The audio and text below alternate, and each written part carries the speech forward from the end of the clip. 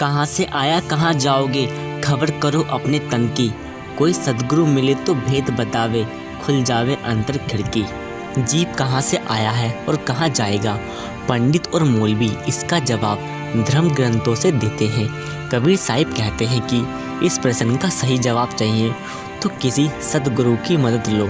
जब तक अंतर आत्मा से परमात्मा को पाने की कसक नहीं उठेगी, तब तक जीव को इस सवाल का सही जवाब नहीं मिलेगा कि इस दुनिया में वो कहाँ से आया है और एक दिन शरीर छोड़ने के बाद कहाँ जाएगा।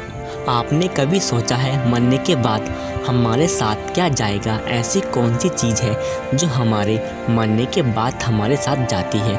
विचार करके सोचो। जब हमें कहीं दूर किसी यात्रा पे जाना होता है या कहीं घूमने के लिए, तो हम पहले सोचने लगते हैं और तैयारी करने लगते हैं कि मुझे वो लेकर जाना है, ये लेके जाना है, वगैरह वगैरह। हम पहले से सब तैयारी कर लेते हैं।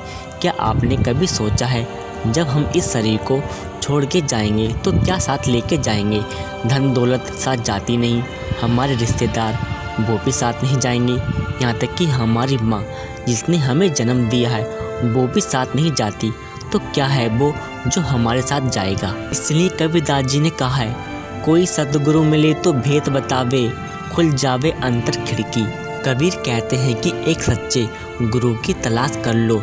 एक गुरु ही है जो उस परमात्मा से मिलने का भेद बता सकते हैं, और तुम उसकी भक्ति कर लो तो तुम्हारे अंदर की खिड़की खुल जाएगी। फिर तुम्हारे मन के सारे सवाल दूर हो जाएंगे। कबीर ने कहा है कि गुरु के द्वारा की जाने वाली ही भक्ति और हमारे अच्छे कर्म ही हमारे साथ जाते हैं और कोई साथ नहीं जाता। इसलिए जितनी हो सके प्रभु की भक्ति करो और अच्छे कर्म करो। यह तन बिस्की बेलरी गुरु अमृत की खान, शीश दियो जो गुरु मिले तो भी सस्ता जान। नीम पंक्तियों में कबीर जी शिष्य की तुलना बिस्की बेल से करते हैं और गुरु को अमृत की खान की उपाधि प्रदान कर उनका परिचय देते हैं। वे कहते हैं कि गुरु का ज्ञान और उसकी महिमा इतनी निराली, इतनी बेशकीमती है कि अगर शिष्य अपना शीश कलम करके भी गुरु के चरणों में रख दे तो भी एक बहुत ही सस्ता सौदा कहलाया जाएगा। कबीरा तेर नर अंध है, गुरु को कहत और हरि रूठे गुरु ठोर है, गुरु रूठे नहीं ठोर। कबीरदास जी कहते हैं कि महज अंधे और मूर्ख हैं वे लोग जो गुरु की असीम महिमा को समझ नहीं पाते हैं। वे लोग जो ये सोचते हैं कि गुरु और ईश्वर का अस्तित्व एक दूसरे से अलग है, लेकिन इस बात की गहराई को समझाना जरूरी है कि अगर जीवन में भगवान रूठ जाए तो इस स्थिति का समाधान करने के लिए आप गुरु की ओर अपना मुख फेर सकते हैं। लेकिन अगर कभी गुरु ही रूठ जाए तो फिर कहीं भी शरण मिल पाना बेहद मुश्किल है। सब धरती कागज करूं, लेखनी सब बनराए, साथ समुद्र की मसी करूं, गुरु गुण लिखाना जाए।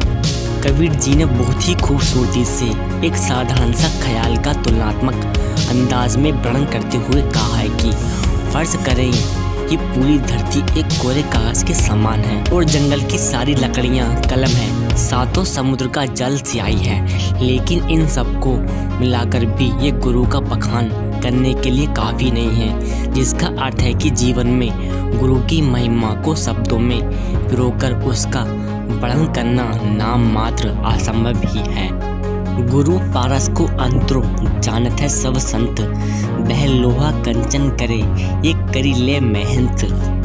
गुरु की महत्ता का वर्णन करते हुए कबीर कहते हैं कि जीवन में गुरु और पारस के बीच का अंतर के बीच में सभी ज्ञानी पुरुषों को ज्ञात है। अर्थात जिस प्रकार पारस के स्पर्श मात्र से पत्थर सोना बन जाता है, उसी तरह गुरु की थोड़ी शरण और असनाध्य मिल जाने से ही साधारण व्यक्ति खास बन जाता है। गुरु को सिर राखिए चलिए आज्ञा माही, कहे कबीरता दास को तीन लोगों बह नाही।